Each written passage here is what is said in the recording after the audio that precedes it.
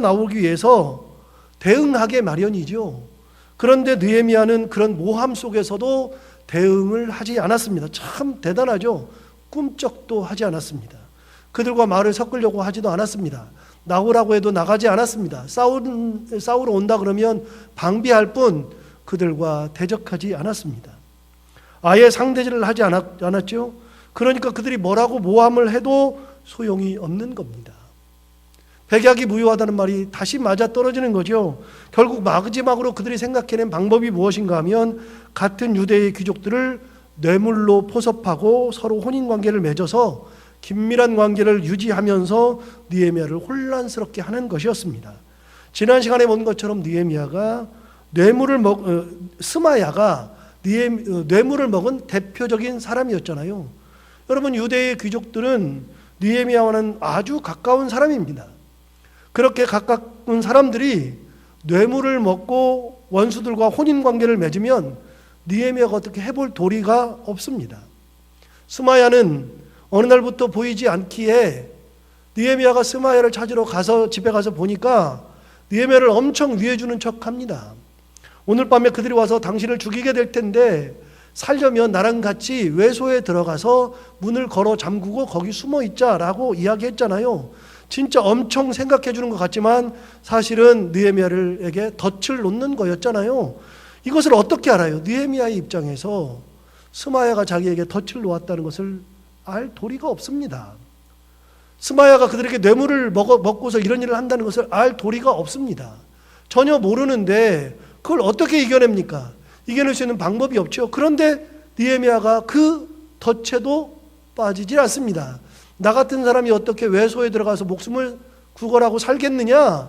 나는 그러지 않겠다라고 과감하게 거절합니다. 나중에 알고 보니까 그들에게서 뇌물을 먹은 거죠. 느헤미야로 하여금 제사장도 아닌데 외소에 들어가게끔 만들려고 하는 덫을 씌운 거죠. 어떻게 이겨내요? 알지도 못하는데. 스마야가 뇌물 먹은 걸 모르는데 어떻게 이겨내요? 이기는 방법은 간단한 겁니다. 이기는 방법 너무나도 당연하게 어떻게 이겼냐면 하나님의 말씀대로 살았기 때문에 이겨낸 겁니다.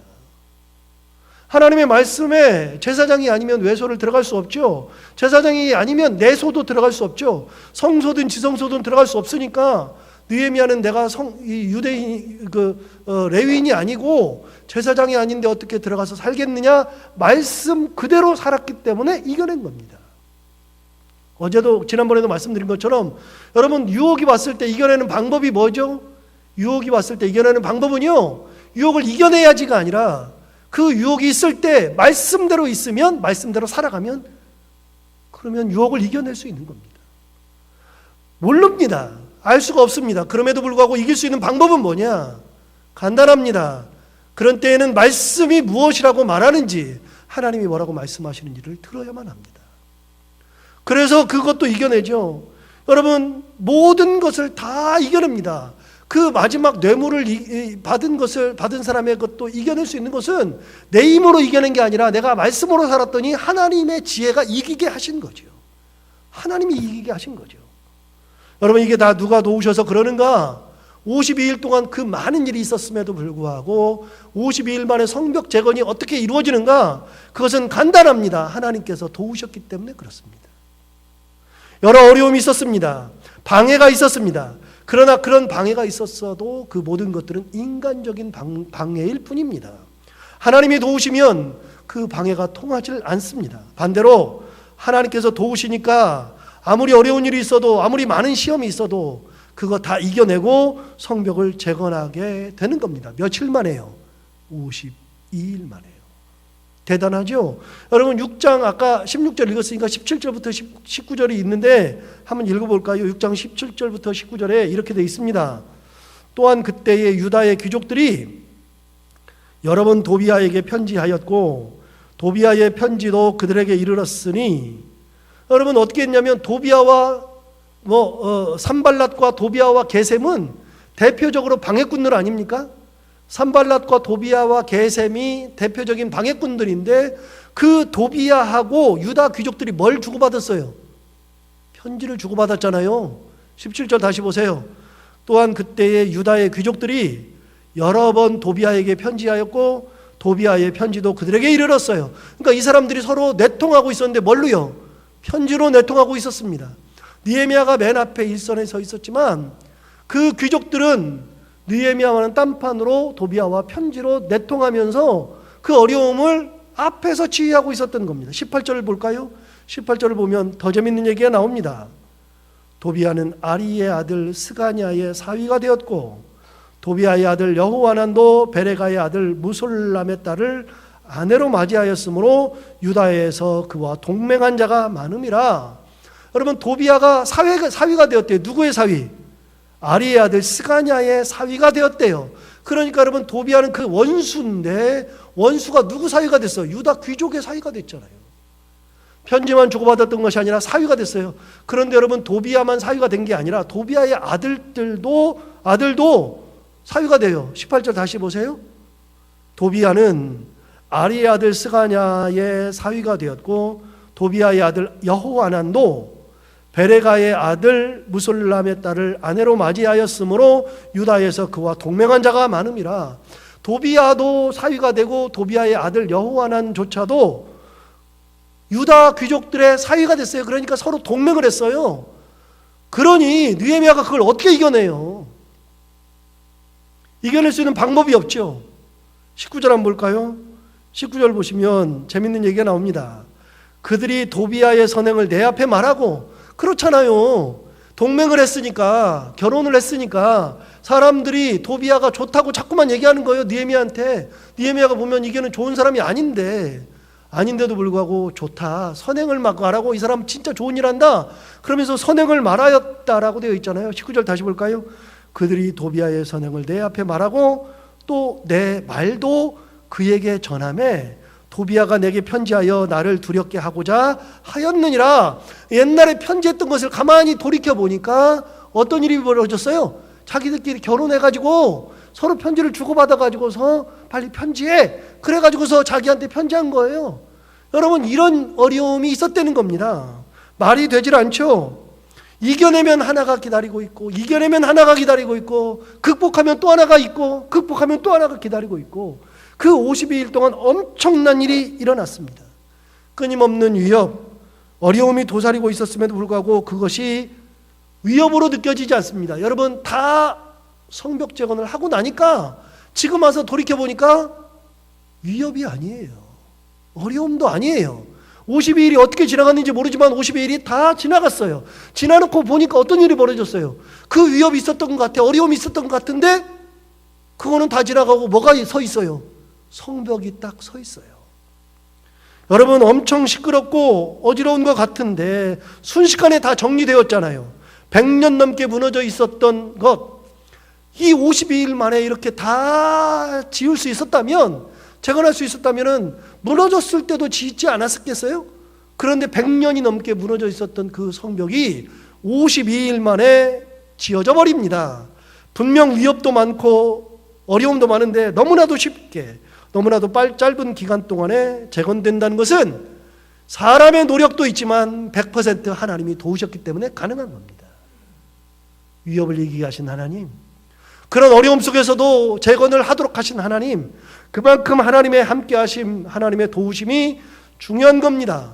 이 말은 사람이 노력을 하지 않아도 된다는 것을 의미하는 것이 아니라 우리가 진짜로 하나님을 바라보면서 열심히 노력하고 그러고 있으면 하나님이 도우시게 되고, 하나님이 도우시면 반드시 이루게 된다는 것을 의미합니다. 우리는 아무것도 하지 않아도 된다는 것을 의미하는 것이 결코 아닙니다. 열심히 해야 됩니다. 그러나 열심히 해도 반드시 하나님이 도우셔야 됩니다. 잠깐만 이 말을 잠깐만 틀어보면 하나님이 우리를 도우신 것이 없이 우리가 진짜 열심히 하면 되는가? 안 됩니다. 하나님의 도우심이 없으면 되질 않습니다. 하나님이 도우시죠. 이런 하나님의 도우심이 있으니까 다 된 겁니다. 아까 읽었던 6장 16절을 다시 한번 읽어볼까요? 6장 16절에 가면 이렇게 되어 있습니다. 우리의 모든 대적과 주위에 있는 이방 족속들이 이를 듣고 다 두려워하여 크게 낙담하였으니 그들이 우리 하나님께서 이 역사를 이루신 것을 알미니라. 여러분, 느헤미야를 누가 기록했습니까? 느헤미야가 기록했습니다.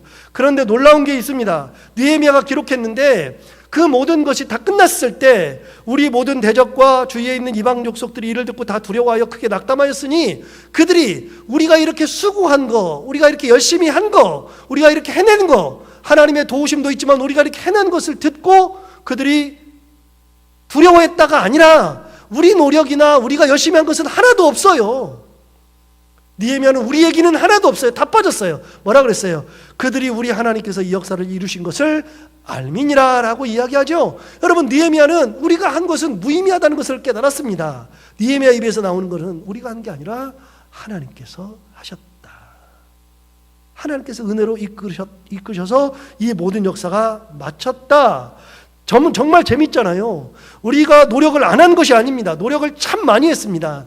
위협을 받았을 때 사람을 나누어 가지고 칼도 차게 하고 창도 차게 하고 군사도 세우고 한 손에는 무기를 한 손에는 삽을 들고 이랬던 것이 기록에 나와 있습니다. 제가 그 부분은 건너뛰었지만 그런 기록들이 나와 있습니다. 열심히 방비도 했고 사람들이 막 아우성 칠 때 막 그 사람들을 다 억스르기도 했고 우리들이 참 많이 노력했습니다. 그런데 그 노력이 하나님 앞에 있어서는 아무것도 아닙니다. 하나님이 도우셨기 때문에 가능한 거죠. 이게 누구의 신앙이냐면 느헤미야의 신앙입니다.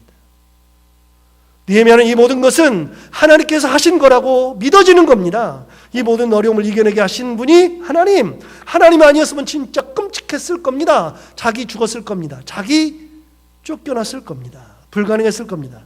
그래서 하나님의 도우심은 절대적입니다. 그러니 유다 백성들이 어떻게 해요? 도우신 하나님, 인도하신 하나님, 그분을 향한 감사의 마음이 저절로 생기는 겁니다. 유다 백성들도 알아요. 야, 보니까 진짜 대단하다. 어떻게 이런 일이 벌어질까 싶었는데 이루어졌어요. 51만 만에 이루어졌어요. 그러니까 그 사람들이 어떻게 하느냐? 그 사람들이 이제는 달라졌습니다. 8장 1절 한번 볼까요? 8장 1절. 유다 사람들이 바뀌었습니다. 이스라엘 자손이 자기들의 성읍에 거주하였더니 7째 달에 이르러 모든 백성이 일제히 수문앗 광장에 모여 학사 에스라에게 여호와께서 이스라엘에게 명령하신 모세율법을 가져오기를 청하매, 이렇게 돼 있잖아요. 여러분, 뭐라고 돼 있냐면 이스라엘 자손이 자기들의 성읍에 거주하였다가 7째 달에 모였다 그랬어요. 이 사람들이 살던 곳이 어디냐? 자기들의 성읍이에요. 성벽 건축을 다 재건을 끝낸 다음에 어디 살았냐면 예루살렘에 살지 않았어요. 자기 성읍으로 돌아갔어요. 여리고 살던 사람은 여리고로 돌아가고 다른 곳 살던 사람들은 다른 곳으로 다 돌아갔어요. 그렇게 다 돌아갔는데 자기 성읍에 살다가 이 사람들이 7월 달이 됐을 때 7째 달에 이르러서 모든 백성이 일제히 수문 앞 광장에 모여 학사 에스라에게 여호와께서 이스라엘에게 명령하신 모세율법을 가져오기를 청하매. 여러분, 놀라운 게 하나 있잖아요. 이 사람들이 이렇게 모여 살던 게 아니라 다 흩어져 살았는데 7째 달이 되었을 때 다 모였답니다. 그리고 학사 에스라에게 하나님께서 주신 율법책을 가져다 달라고 했답니다. 여기서 설명을 두 가지를 해야 되는데, 여러분, 7째 달이라 그랬습니다. 7째 달은 뭐냐면 새벽기도 하신 분들은 많이 들었기도 했지만 이제는 다 잊어버렸을 가능성도 있습니다. 여러분, 7째 달이라는 건 뭐냐? 이스라엘은요, 시간이나 달력이나 모두 그 시간에다가 6을 더해야 됩니다. 예를 들어서 6시 그러면은 몇 시라고요? 6을 더해서 12시입니다. 3시 그럼 몇 시입니까? 9시입니다. 항상 6을 더해야 됩니다. 6을 더하면 답이 딱 나옵니다. 제3시에 그러면 9시라는 얘기입니다. 예수님이 십자가에 달리셨을 때가 몇 시입니까? 제3시에 달리셨죠? 그 다음에 6시에 온 세상이 새까맣게 해를 가리고 온 하늘이 새까매졌죠. 6시에. 그때가 몇 시입니까? 12시죠. 그 다음에 몇 시에 운명하셨어요? 9시에 운명했죠. 그럼 몇 시에 돌아가셨어요? 오후 3시에 돌아가셨죠. 3시에 십자가에 달려서 6시에 해가 가리워지고 9시에 돌아가셨습니다. 우리식으로 얘기하면 9시에 십자가에 달리셔서 12시에 온 세상이 다 새까맣게 되고 까맣게 되고 해가 가리워졌으니까요. 칠흑같이 어두운 밤이 되고 그 다음에 오후 3시에 예수님께서 돌아가신 겁니다. 항상 플러스 6을 하면 답이 딱 나옵니다. 그럼 달력도 6을 더해야 됩니다. 7월 달이면 6을 더하면 몇 월입니까? 7월에 6을 더하면 13이 되죠. 그럼 몇 월이에요? 1월 달이죠. 새해가 밝은 겁니다. 여러분, 새해가 밝은 거예요. 그 새해에 이 사람들이 학사 에스라를 오게 한 겁니다. 자, 그러면 성벽 건축이 재건이 지난해에 끝났어요. 지난해에 끝나서 자기 동네가 살다가, 성읍가 살다가 1월 달이 되니까 1월에 다 모인 겁니다. 사람들이 새해가 되니까 성벽 앞으로 다 모인 겁니다. 전부 다 모였습니다. 모여가지고 뭐 했느냐? 이 사람들이 제사장 겸 학사 에스라를 불러서 하나님의 율법을 가지고 오라고 말했죠.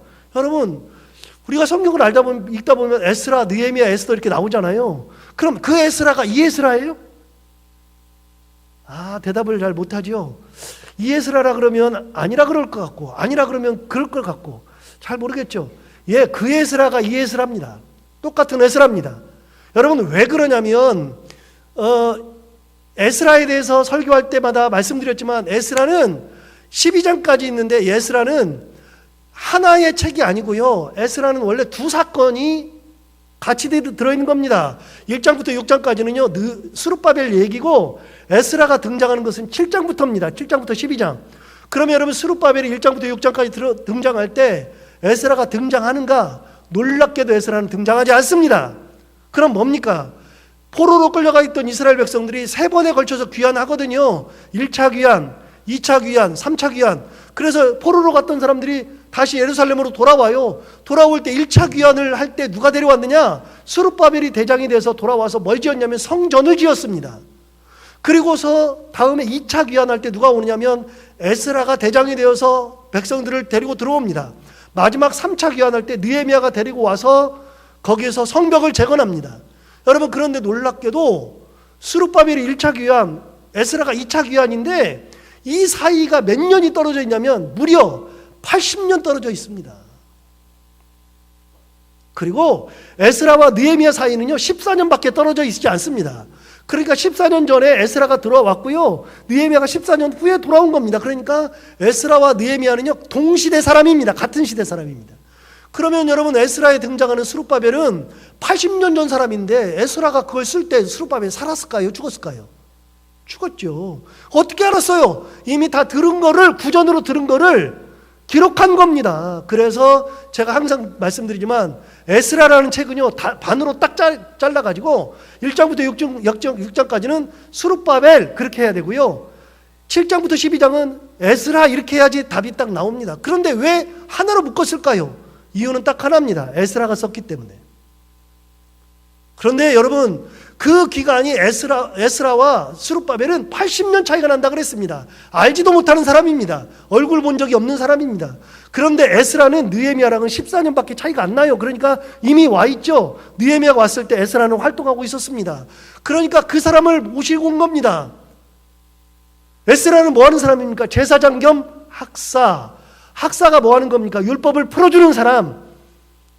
그러니까 사람들이 제사장 겸 학사인 에스라를 오게 해서 그들이 율법책을 가져오게 했다라고 되어 있죠. 여러분, 그런데 재밌는 게 하나 있습니다. 정말 저는 이 기사를 깜짝 놀랐습니다.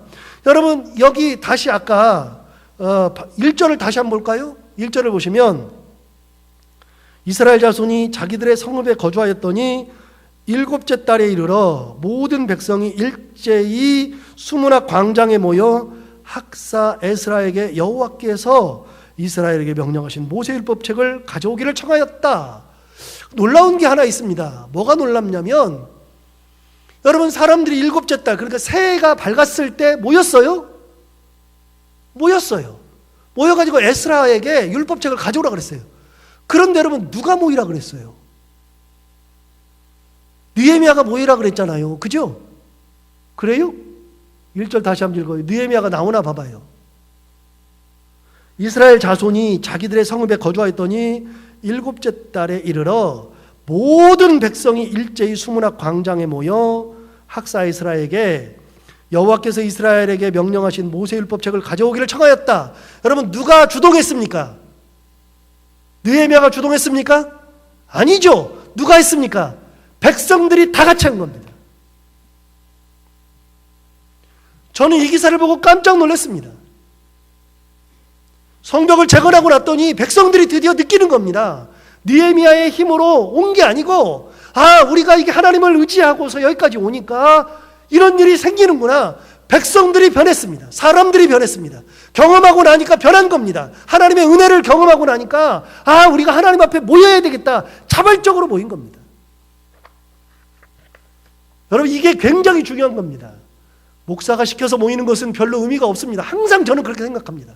제가 광고로 해서 뭐 합시다가 아니라 우리 성도들이 자발적으로 하나님의 은혜를 경험하고 하나님의 은혜 앞에서 모두 다가 내가 해야 되겠다, 내가 해야 되겠다가 다 그런 생각하고서 모여있을 때 이 모임이 엄청난 모임이 되는 거예요. 하나님의 은혜가 제대로 발현되는 거죠. 누가 율법을 듣고 싶었어요? 모인 사람들이 듣고 싶은 거예요.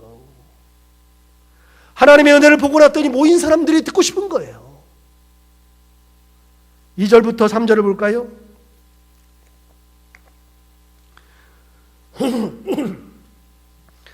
일곱째 달 초하루에 제사장 에스라가 율법책을 가지고 회중 앞 곧 남자와 여자나 알아들을 만한 모든 사람 앞에 이르러 수문학 광장에서 새벽부터 정오까지 남자나 여자나 알아들을 만한 모든 사람 앞에서 읽음에 뭇 백성이 그 율법책에 귀를 기울였는데 라고 되어 있잖아요. 여러분 보세요. 그날을 뭐라고 되어 있냐면 2절에 보면 일곱째 달 며칠이에요? 초하루. 그러니까 정월 초하루입니다. 정월 초하루. 1월 초하루. 이 사람들이 1월 달 1일에 모인 겁니다. 여러분, 이 사람들이 1월 1일 날 모였는데 이게 어떤 날이냐면요, 그들이 잊어버렸던 절기입니다. 언제 잊어버렸느냐? 나라가 멸망했으니까 잊어버렸죠. 1월 1일은 이스라엘의 전례에 의하면 1월 1일은 나팔절입니다. 나팔절이 뭐죠?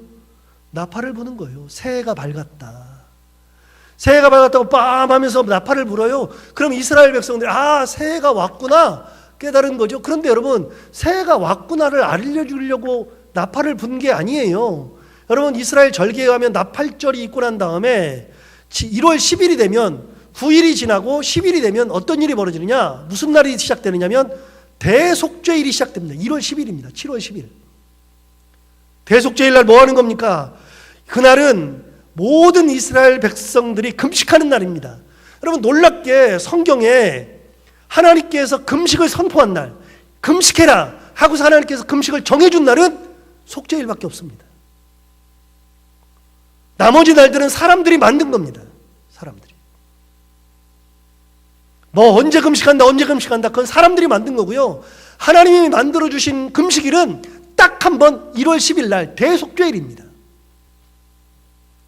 그날 이스라엘 백성들이 다 금식하죠. 나팔을 불고 10일 동안 뭘 준비하는 겁니까? 자기의 통에 자복할 죄를 준비하고 있는 겁니다. 그래서 1월이 시작됐을 때 새해를 어떻게 살아야지, 내가 새해는 이렇게 살아야지 결단하고 그러는 게 아니라요. 이스라엘 백성들은 새해가 밝으면 뭐부터 해요? 회개부터 하는 거예요. 회개부터. 내가 하나님 앞에서 제대로 살았는 일을 철저하게 돌아보는 시간이 1월 1일부터 9일입니다. 그리고 대속죄일, 속죄일이 시작되는 거죠.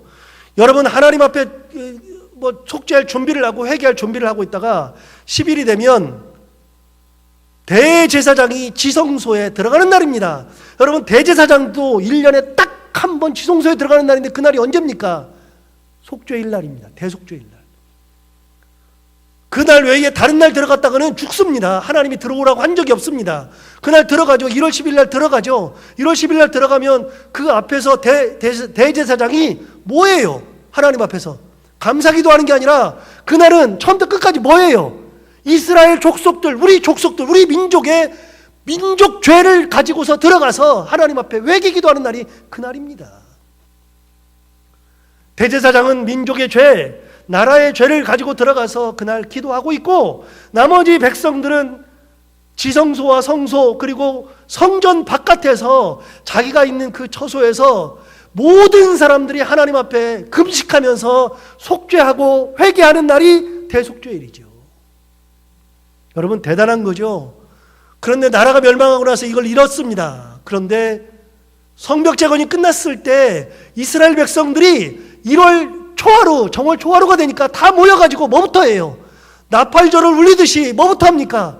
하나님 앞에 나와서 말씀 듣는 훈련부터 합니다. 이게 성벽제가 끝난 다음에 한 겁니다. 여러분, 교회를 지어놓으면 교회에서 뭐부터 해야 되는가 하면 말씀부터 들려야 되는 겁니다. 우리 가정에서 새해가 되거나 어느 때든지 뭐부터 들려야 되냐면 하나님의 말씀이 들려야 되는 겁니다. 사람의 소리가 들리는 것이 아니라 말씀이 들려야 되는 겁니다. 1월 초하루가 됐을 때부터 이 사람들이 모여가지고서 말씀을 듣기 시작했습니다. 여러분 2절 다시 읽어볼까요?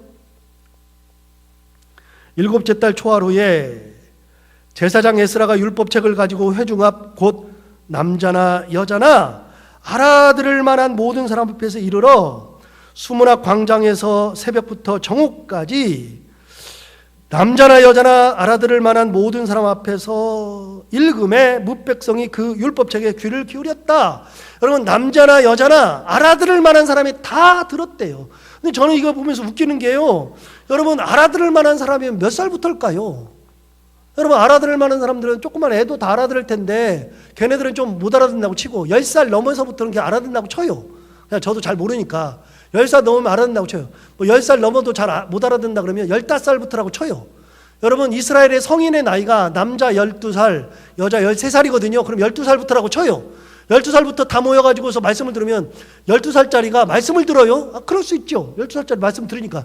근데 언제부터 언제까지 읽었대요? 3절에 나오는데. 3절에 언제부터 언제까지? 네, 3절 뒤쪽에 보시면 앞쪽에 보시면 수문학 광장에서 언제부터 언제까지? 새벽부터 정오까지. 새벽이 몇 시예요? 그냥 6시라고 쳐요. 거기는 좀 해가 더 빨리 떠요. 빨리 뜨는데 그냥 6시라고 쳐요. 6시부터 몇 시까지? 12시까지. 그럼 여러분 6시간을 15살짜리가 말씀을 듣는다 말이 돼요? 가끔 보면 우리 아이도 내가 설교하는데 졸던데. 여러분 설교 들으면서도 졸잖아요. 저는 그나마 안 졸리게 하는 편인데도 졸잖아요. 여러분 그런데 설교를 하는 게 아니라 말씀을 그냥 읽는 거예요. 그냥 그 율법서를 쭉 읽어요. 출애굽기부터 레위기, 민수기, 신명기까지 율법서를 쭉 읽어요. 여러분 읽어주면은 어떻게 되느냐? 쉽지 않아요. 제가 성경 통독 많이 해봤지 않겠어요? 여러분도 해봤겠지만 성경 통독하는데요. 성경 통독 4박 5일 해봐요. 미쳐 죽어요. 제가 성경 통독하다가 영락교에서 성경 통독할 때 진짜 정말 가장 괴로운 게 성경 통독을 하는데 테이프로 들려주고요. 전교인들이 앉아서 성경을 읽는데 그냥 흩어져서 읽으면 얼마나 좋아요. 담임 목사님 앉으시고 거기 뒤에 부목사들이 쭉 앉아요. 쭉. 그러니 저는 이제 조금 연차가 돼가지고서 선임 목사가 되니까 목사님 바로 뒷줄에 앉아야 돼. 거기 바로 뒤에. 목사님이 읽으시다가 가끔 뒤를 봐요. 부목사들이 읽나 안 읽나. 졸아요. 저는요, 목사님 바로 뒤여가지고서 졸 수가 없어요. 소리가 나면 안 되니까. 그래가지고 눈을 부릅뜨고 막 찍고 별짓을 다 하면서 읽었어요. 그래도 어느 순간에 보면 나도 모르게 자고 있던데. 여러분 6시간을 어떻게 읽어요? 그런데 여러분 이 사람들이 6시간 동안 읽었다는 겁니다. 알아들을 수 있는 사람들은 다 그 말을 알아듣고 하나님 앞에서 말씀을 들었다는 겁니다. 왜 가능해요? 은혜를 체험했기 때문에 가능한 거예요.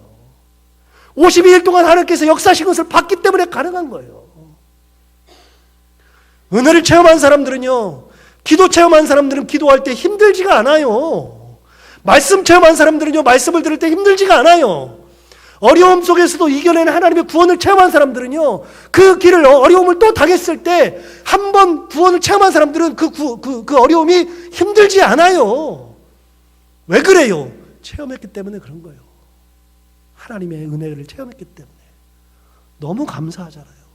자발적으로 모였어요. 6시간을 말씀을 들어요. 그런데 귀를 열어서 듣고 있어요. 여러분 은혜를 체험하고 난 다음에 이 사람들이 어떻게 나볼까요? 9절을 보십시오. 9절을 보시면 백성이 율법의 말씀을 듣고 다 우는지라 총독 느헤미야와 제사장 겸 학사 에스라와 백성을 가르치는 레위 사람들이 모든 백성에게 이르기를 오늘은 너희 하나님 여호와의 성일이니 슬퍼하지 말며 울지 말라 하고 그랬어요. 여러분 이 사람들이 다 울었답니다. 우는데 왜 울었을까요? 여러분 왜 울었을까요? 저도 잘 몰라요. 무엇 때문에 울었다고는 기록이 없는데 그런데 여기 뭐라 그러냐면 슬퍼하지 말고 울지 말라 그랬으니까 슬펐던 것 같아요. 그 다음에 10절에 보면 뭐라고 되어 있냐면 근심하지 말라고 이야기합니다. 10절에서는 여러분 근심하지 말라고 하는 표현이 중간 이후에 나옵니다. 그러니까 이 사람들이 근심도 했던 것 같습니다. 왜 울었는지는 정확하지 않으나 분명한 것은 그들이 엄청 울었습니다. 막 울었습니다. 저는 이걸 볼 때 여러 가지 생각이 많이 들었습니다. 왜 울었을까? 여러분, 그들은 이것 때문에 울었을 것 같아요. 하나님의 은혜가 너무 감사해. 내가 여기 있는 게 너무 감사해. 성벽 재건하게 하신 하나님이 너무나도 감사해. 이런 일을 행하신 하나님이 너무나도 감사해. 그러기도 하지만 한편으로는 우리 민족이 왜 이렇게 되었었는가? 우리가 왜 이렇게 살아야만 되는가? 왜 우리가 포로로 살아야만 하는가? 거기 남아있는 사람들은 뭔가? 우리는 왜 말씀을 잊어버리고 살았는가? 왜 하나님 앞에 이렇게 저주받듯이 이렇게 살아야만 했는가? 여러 가지 생각들이 교차했을 거예요. 진짜 많이. 그러니까 이 눈물 속에는 많은 것이 들어있죠. 많은 것이 들어있으니까 막 엉엉 운 겁니다. 이해가 돼요. 말씀 듣고 울어요. 저도 말씀 들으면서 울을 때도 많고 설교하면서도 울을 때도 많고요. 막 여러 가지 것들이 있어요. 여러분 막 울어요. 우는데 느헤미야를 비롯해서 에스라를 비롯해서 레위 사람들도 비롯해서 다 뭐라 그러냐면 오늘은 여호와의 성일이니 슬퍼하지 말며 울지 말라. 하나님의 날이니까 오히려 너희들이 그걸 가지고 생각하기보다도 뭐만 생각해라. 하나님만 생각해라. 하나님이 주신 은혜만 생각해라. 기쁘고 즐거운 날로 생각해라. 울 필요가 없다. 여러분, 우는 것은 이미 마음속에 통해 자복했다는 것은 그 마음속에 하나님 앞에 여러 가지 감정이 있어요. 주신 은혜 감사, 내가 잘못한 것에 대한 회개, 우리 민족의 죄를 회개, 여러 가지가 다 들어있어요. 그 들어있는 것이 있는데 우는 것보다도 더 중요한 게 있다고 말하는 거예요. 뭘 하라고요? 하나님께서 주신 날이니까 슬퍼할 필요가 없다. 뭐 생각하라고요? 하나님의 은혜만 생각하라고요. 하나님이 우리를 사랑한 것만 생각하라고요. 하지 말라고. 10절 볼까요? 이렇게 얘기합니다. 느헤미야가 또 그들에게 이르기를 너희는 가서 살진 것을 먹고 단 것을 마시되. 그랬어요. 뭘 먹으라고요? 살진 거. 고기 먹어라. 너희들 빨리 고기도 먹고 단 것도 먹어라. 여러분, 이게 뭐예요? 여러분, 만약에 슬픈 사람이 고기 막 먹고 있으면 어떻게 돼요? 미쳤다 그러지. 미쳤다 그러지. 언제 먹어요? 기쁠 때 먹어야지. 단 거 언제 먹어요?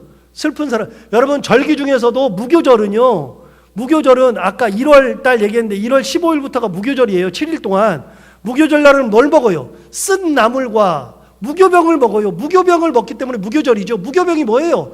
누룩을 넣지 않은 거예요. 딱딱한 빵. 그러니까 그걸 씹으면 이빨이 깨질 만큼 그렇게 딱딱한 빵. 그걸 왜 먹어요? 여러분, 그거는 유월절과 관련이 있어요. 그렇게 우리가 쓴 생활했고 그렇게 어려운 생활했는데 하나님이 우리를 구원하셨다는 걸 생각하기 위해서 뭘 생각해요? 우리의 옛날을 생각하는 거예요. 그게 바로 무교절과 연관되죠. 그러니까 여러분, 과거를 생각할 때 고생했던 거 생각하면 단 거 못 먹죠. 딱딱한 거 먹어야죠. 그런데 뭘 먹으라고요?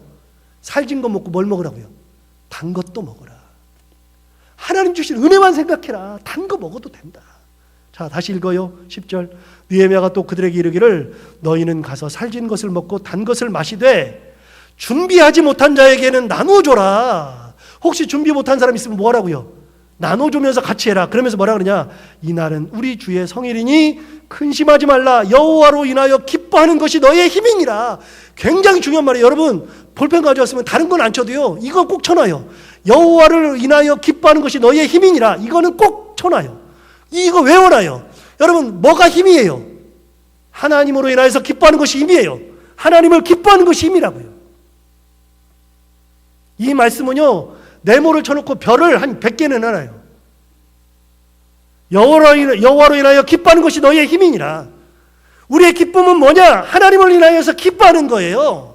우리의 힘은 하나님을 기뻐할 때 힘이 오는 거라고요. 하나님을 바라볼 때 힘이 오는 거라고요. 여호와로 인하여 기뻐하는 것이 너의 힘이니라. 정확하게 얘기하잖아요. 여러분, 울 필요가 없어요. 이제는 너희들이 그걸 가지고서 다시 돌아볼 필요가 없어요. 하나님의 은혜, 하나님의 함께 하시는 거, 이것만 생각하면 그것이 너의 힘이 될 거다. 기뻐해라. 11절도 볼까요?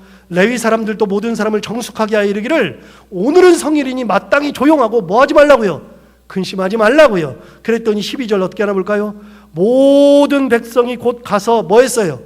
먹고 마시며 나누어 주고 크게 즐거워했으니 이는 그들이 그 읽어 들려준 말을 밝히 알미라. 예, 하나님의 은혜를 드디어 생각한 거예요. 하나 또 배웠어요. 이스라엘 백성들이 배웠어요. 자발적으로 모인 것까지 했는데 하나 더 배웠어요. 뭐 하는 거예요? 그런 일을 당해서 하나님에 모였을 때 그것 때문에 근심하고 걱정하고 힘들어할 필요가 전혀 없다. 하나님 앞에 회개하는 마음으로 모였으면 이제는 그 마음 다 털고 뭐 하면 돼요? 하나님을 기뻐하면 돼.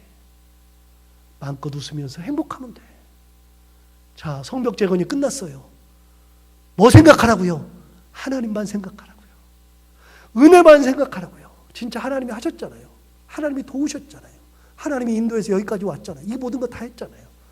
그거 바라보면 그것이 힘이 된다 그랬는데 우리도 지금 느헤미야가 또 가르쳐 주는 것처럼 하나님 앞에서 마음껏 기뻐하고 살찐 것 먹고 단 것을 먹을 만큼 은혜를 생각하고 기뻐하는 그런 귀한 삶을 살아가는 믿음의 사람들이 다 되기를 바랍니다. 기도하겠습니다. 하나님 아버지, 성벽 재건이 다 끝났습니다. 지나놓고 보니까 얼마나 대단한 것인지 진짜 남는 거는 하나님밖에 없습니다. 하나님 아버지, 우리도 이렇게 하나님을 끝까지 바라보며 우리와 함께 하신 하나님, 우리를 인도하시는 하나님, 그 하나님 앞에 우리의 마음을 토하고 항상 기뻐하고 즐거워하며 행복한 삶을 살아가는 믿음의 사람들이 다 되게 하여 주옵소서.